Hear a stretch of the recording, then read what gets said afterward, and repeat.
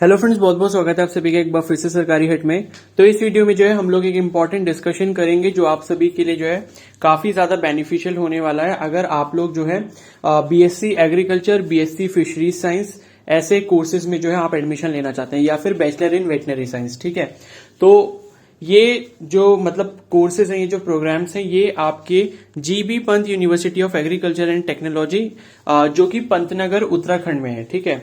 तो पहली चीज तो ये बात कर लेते हैं कि क्या इसके लिए जो है सभी कैंडिडेट्स एलिजिबल हैं, क्या अदर स्टेट्स वाले दे सकते हैं या फिर उत्तराखंड का डोमिसाइल होना जरूरी है यहाँ पर, ठीक है। तो उत्तराखंड के कैंडिडेट्स सब एलिजिबल हैं, बाहर के जो स्टेट्स के कैंडिडेट्स हैं वो भी एलिजिबल हैं, लेकिन वो सिर्फ पेमेंट सीट्स के लिए ही एलिजिबल होंगे। यानी कि मतलब आप ऐसा मान सकते हो कि अगर आप अदर स्टेट से अपियर हो रहे हो तो अगर आप मेरिट लिस्ट में सपोज आते हो तो आपको एडमिशन तो मिलेगा, लेकिन उसकी जो कोर्स की फीस होगी वो शायद ज्यादा देनी पड़ेगी इन कंपैरिजन टू जो कैंडिडेट्स उत्तराखंड के होंगे वो पे कर रहे होंगे, ठीक है।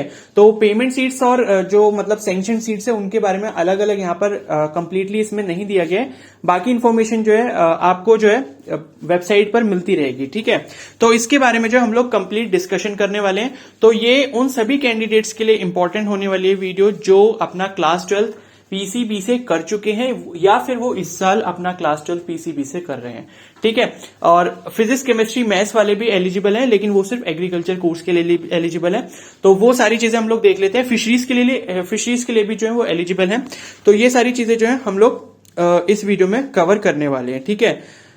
तो समझ आ गई बात। Govind Vallabh Pant university of agriculture and technology, GBPU80 इसको बोला जाता है, ठीक है। तो हर साल इसका एंट्रेंस एग्जाम जो है वो कंडक्ट करवाया जाता है अलग अलग कोर्सेज में एडमिशन्स के लिए। तो इस वीडियो में हम लोग सिर्फ यूजी प्रोग्राम्स के बारे में बात करेंगे, बाकी मास्टर्स प्रोग्राम्स भी होते हैं यहाँ पर और जो आपके डॉक्टरल प्रोग्राम्स भी हैं, जो पीएचडी वगैरह होते हैं, वो भी सब कराया जाता है, ठीक है।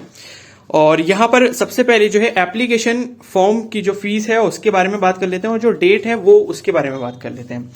तो आप यहाँ पर देख सकते हो सेकंड वाला जो पॉइंट लिखा है online filling of application form, तो इसमें लिखा हुआ है online filling of application form for UG, masters, MC and PhD programmes. उसकी जो डेट है वो 18 अप्रैल 2022 से 31 मई 2022 है। यानी कि आज जो है 14 मई आप सभी को पता है, तो अभी आपके पास जो है 16-17 दिन है एप्लीकेशन फॉर्म फिल करने के लिए। तो 31 मई जो इसकी लास्ट डेट है, 18 अप्रैल से जो इसकी फॉर्म फिलिंग स्टार्ट हो गई थी, ठीक है। अगर किसी को प्रोस्पेक्टस चाहिए होगा तो प्रोस्पेक्टस जो है मैं टेलीग्राम ग्रुप में भेज दूंगा, तो वहां से जो है आप लोग इसको जो है डाउनलोड कर सकते हैं। टेलीग्राम का जो लिंक होगा वो कमेंट सेक्शन में मैंने पिन कर रखा है, ठीक है। तो ये चीज आपको समझ आ गई। यूजी जो प्रोग्राम्स है उनके लिए जो रजिस्ट्रेशन आपको करना है, एप्लीकेशन फॉर्म जो फिल करना है, उसकी लास्ट डेट 31 मई रहने वाली है। एप्लीकेशन फॉर्म की जो फीस है वो यहाँ पर लिखिए। जनरल और ओबीसी कैंडिडेट्स के लिए यहाँ पर 1200 रुपए है और एससी, एसटी और पीएच कैंडिडेट्स के लिए 600 रुपए होगी। क्लियर है, ठीक है। बाकी इन्फॉर्मेशन इसमें और देख लेते हैं जो जो आपके लिए इंपॉर्टेंट है। तो यहाँ पर ये सारी चीजें जो है वो दी गई हैं। एप्लीकेशन फॉर्म जो है वो किस तरीके से आपको फिल करना है, क्या क्या चीजें चाहिए होंगी, वो सारी चीजें लिखी हैं। वो जब आप फिल करोगे तो आपको सब पता लग जाएगा उसमें, ठीक है। और हम लोग जो है अब कोर्सेज के बारे में यहाँ पर देख लेते हैं, ठीक है। तो आप सभी को पता है कि जो GB Pant university of agriculture and technology जो कि पंतनगर में है, तो ये काफी जो है रिनाउंड यूनिवर्सिटी है, ये आप सभी को पता होगा, ठीक है। और यहां पर जो है अब हम लोग एग्जाम डेट की बात कर लेते हैं। तो एग्जाम डेट जो है वो इसकी जो है वो कब तक रहने वाली है, तो यहां पर लिखा हुआ है 7th पॉइंट में date and time of entrance examination.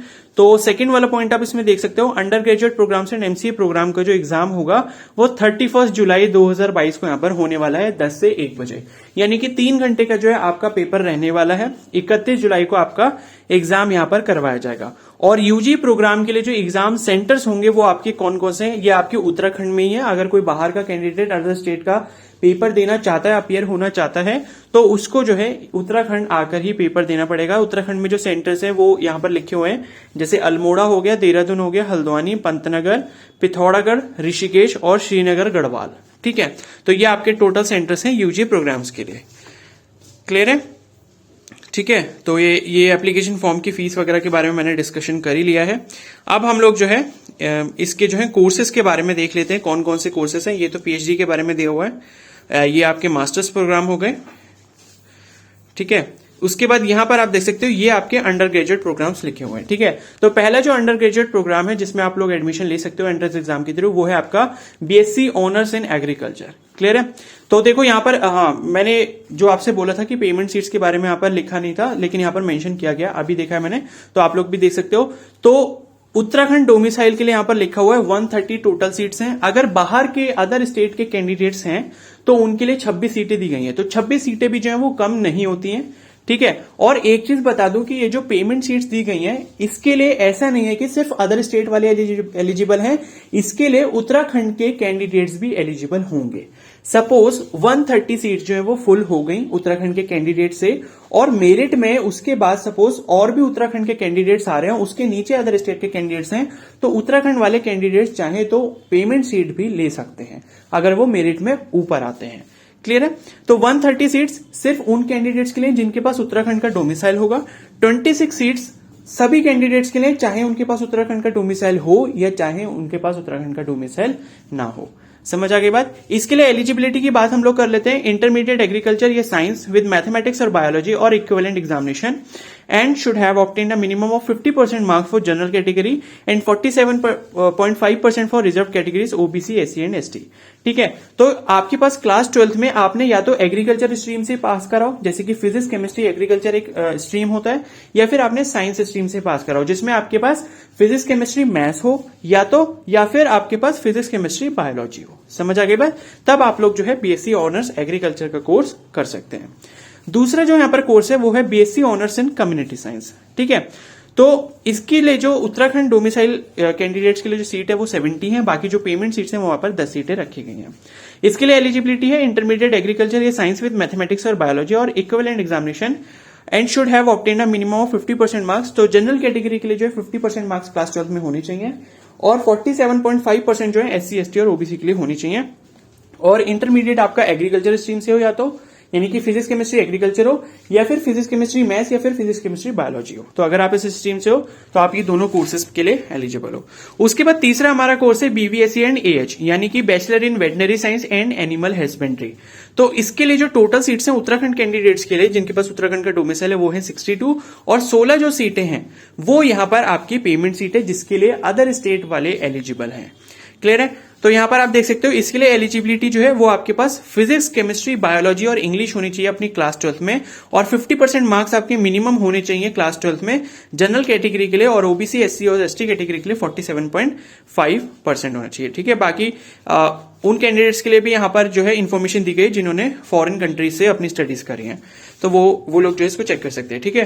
फिर BFSC की बात करें, BFSC यानी कि बैचलर इन फिशरीज साइंस, तो उसके लिए 24 सीट्स उन कैंडिडेट्स के लिए जिनके पास उत्तराखंड का डोमिसाइल है, और 4 सीटें जो है बाकी अदर स्टेट्स, और अगर मतलब बाकी अदर स्टेट वाले हैं अगर उनके पास उत्तराखंड का डोमिसाइल नहीं है तो उनके लिए है, या फिर अगर उत्तराखंड वाले भी हैं तो उनके लिए भी वो 4 सीटें हैं। क्लियर है। तो ये जो पेमेंट सीट होती है इसमें फीस थोड़ी आपकी ज्यादा होगी। क्लियर है। फिर उसके बाद नेक्स्ट है आपका बीटेक इन फूड टेक्नोलॉजी, तो इसका भी जो है एंट्रेंस एग्जाम कराया जाता है। तो बीटेक के लिए हम लोग नहीं जा रहे, ये PCM या फिर PCMB कैंडिडेट्स के लिए होते हैं, तो हम लोग सिर्फ बायोलॉजी और PCM के लिए बात कर रहे हैं। तो बीटेक फूड टेक्नोलॉजी जो करना चाहते हैं वो ये वाला जो एग्जाम दे सकते हैं। 15 सीटें होती हैं टोटल, 15 उत्तराखंड के लिए, 15 अदर स्टेट्स के लिए। ठीक है। तो बाकी ये क्राइटेरिया दिया हुआ है, और बाकी ये जो नीचे के कोर्सेज लिखे हुए हैं बीटेक के, ये आपके सब JEE मेंस की काउंसलिंग के बेसिस पर होते हैं, तो इस पर हमको नहीं जाना है। ठीक है। तो ये चीज आपको जो है अच्छे से समझ आ गई होगी। क्लियर है। और इसमें कुछ इंपॉर्टेंट इन्फॉर्मेशन देख लेते हैं। तो यहां पर रिजर्वेशन की अगर हम लोग बात कर लें तो OBC कैटेगरी के लिए जो रिजर्वेशन है वो 14% है, SC कैटेगरी के लिए 19% है, और ST कैटेगरी के लिए 4% का रिजर्वेशन दिया गया है।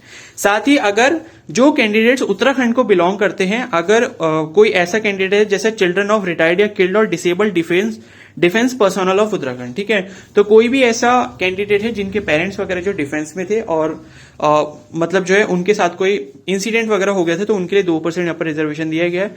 और फिर फ्रीडम फाइटर्स ऑफ उत्तराखंड के लिए 2% है, और फिजिकली हैंडीकैप्ड जो है जिनकी 40% डिसेबिलिटी है उनके लिए 3% रिजर्वेशन है, और वुमेन कैंडिडेट्स ऑफ उत्तराखंड के लिए 30% यहाँ पर रिजर्वेशन दिया गया है। ठीक है। तो ये बहुत ही अच्छी बात है कि जो उत्तराखंड की गर्ल कैंडिडेट्स हैं उनके लिए 30% रिजर्वेशन यहाँ पर दिया गया है। क्लियर है।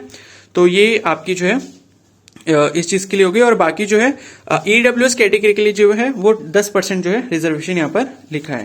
क्लियर है।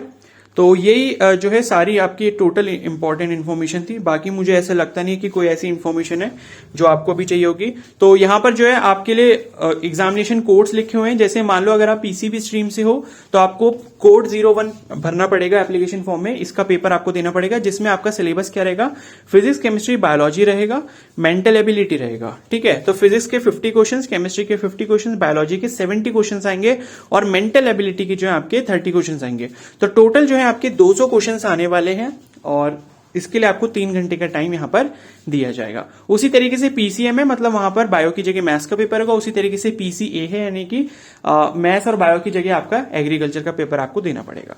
ठीक है, तो ये तीनों का जो है यहाँ पर पेपर पैटर्न वगैरह लिखा हुआ है। तो ये जो है आप चीजें देख सकते हैं। तो 200 टोटल क्वेश्चंस होंगे, 180 मिनट्स में आपको करना पड़ेगा। ठीक है, और 1 क्वेश्चन यहां पर आप देख सकते हो लिखा हुआ है, for all the programme that is PhD, Masters and Undergraduate, 3 marks will be awarded for each correct answer and 1 mark will be deducted for each wrong answer attempted by the candidate. ठीक है, तो 3 marks जो है आपको correct answer करने पे मिलेंगे। अगर आपने गलत करा तो आपका 1 मार्क्स जो है वो डिडक्ट कर लिया जाएगा। ठीक है, और पेपर जो है इसका ऑफलाइन मोड में कराया जाता है। अभी तक मैंने इसमें अभी तक देखा नहीं है, लेकिन अभी तक जो पेपर होता है वो ऑफलाइन मोड में होता था, ऑनलाइन मोड में नहीं होता है।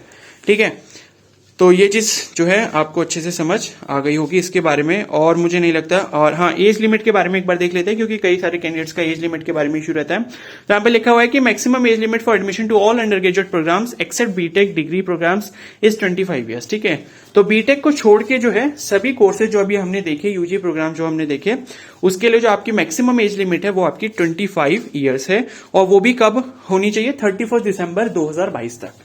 ठीक है, 31 दिसंबर 2022 तक अगर आप मैक्सिमम 25 साल तक हो तो आप भर सकते हो एप्लीकेशन फॉर्म, और मिनिमम जो है वो आपकी 17 ईयर्स यहां पर एज होनी चाहिए। क्लियर है?